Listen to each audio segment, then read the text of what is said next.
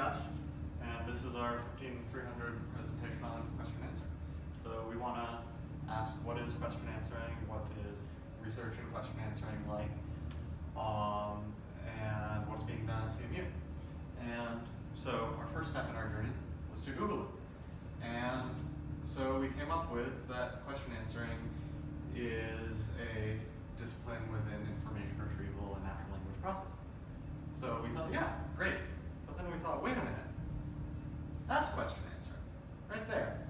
We had our question, and without any human being involved formulating it, any us going to the library and looking through periodicals,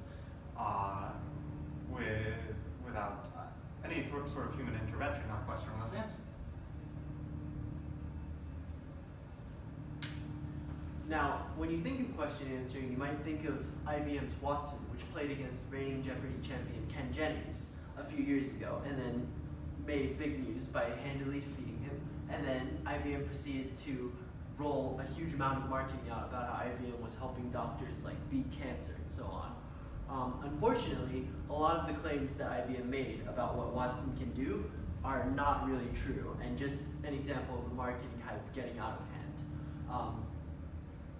What natural language processing and question answering is more generally is conversational assistants like Siri in your phone or Google Home or Alexa, who actually have to process your speech and a question from you and give you an answer. But how do we formally formulate the problem of question answering? Well, you're given a context of n words, and this would be a context paragraph, like the paragraph here, about the topic. You're also given a query sentence of m words, which would be the question.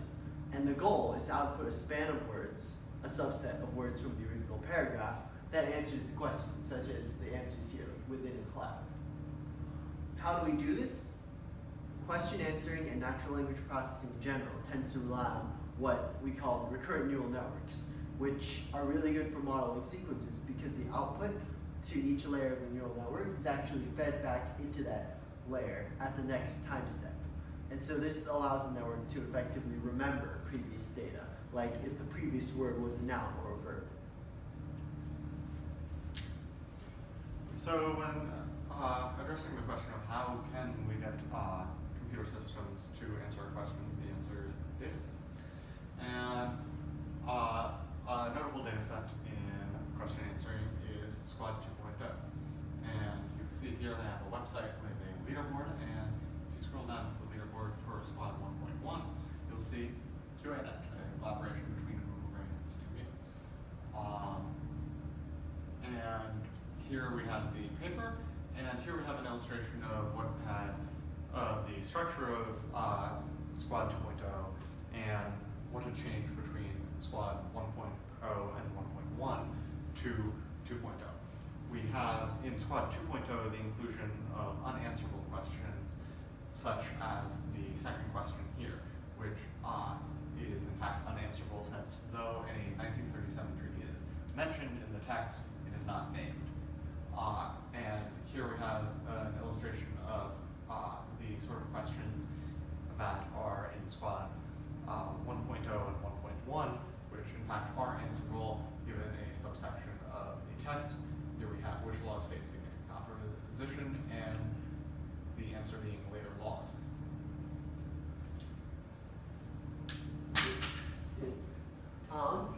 If we go back to the leaderboard, we can actually see that performance is measured in both EM and F1. But these metrics are kind of mysterious. If we dig a little deeper, we see that EM stands for exact match, which is 1 if your predicted answer matches exactly with the ground truth answer and 0 otherwise. F1 is a little more complex. It's a measure of both of how many tokens that your answer shares with the real answer. In fact, it's the harmonic average between precision and recall. Precision, in a nutshell, is how much of your answer is correct, and recall is how much of the real answer your answer gives. Some other data sets are Trivia QA, put forth by the University of Washington, which is a little harder than Squad, simply because their questions have a lot more words and proper nouns in them, and their contexts require higher levels of comprehension than Squad. We also have MS Orca, which is similar to Squad, except instead of the answers consisting of subsections of the source passages, the questions are generated freely in a free-form manner. So the answers more resemble the answers to a question I would get by simply asking Josh the question rather than asking Josh to point out which section of the text contains the answer. We also looked at the papers and models involved in question answering, and the primary paper we looked at was QANet with the first author, Adam Squee-Yu, who is a graduate student here at CMU. The structure of the QANet model is illustrated here.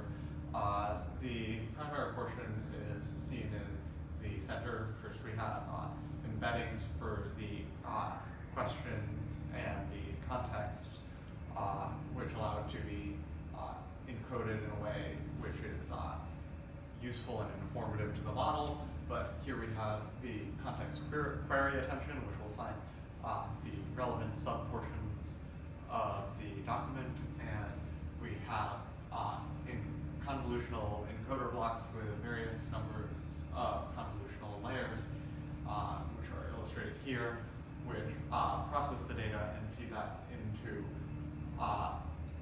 sort of capstones here to take that information and process it in order to get start probabilities for portions of the text which are the beginning, for them being the beginning of the sequence and for them being the end of the sequence. Here we have an illustration of the way that convolutions can work in natural language processing, with the same weights being shared for different portions of the text and fed forward through the convolutional layers to max pooling layers and then to fully connected layers.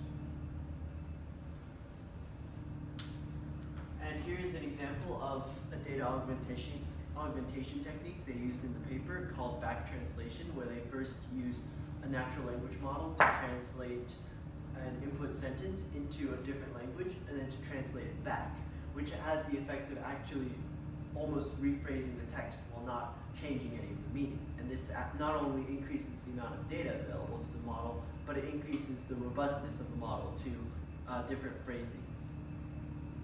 For example, you can see here that the Department of Pre-Professional Studies is changed to the Department of Preparatory Studies, as is the answer. If you take a look at the evaluation metrics, you can actually see that not only is QANet better than the existing models, but it's also faster. And it's faster because convolutions can be parallelized much better than recurrent neural networks can. And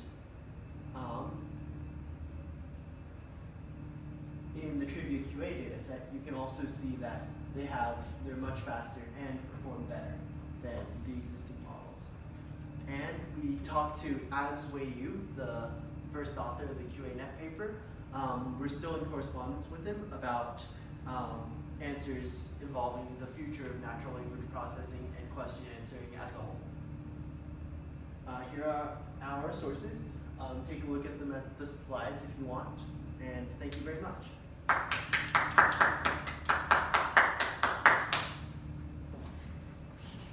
think we almost have it at that time. We're in 9.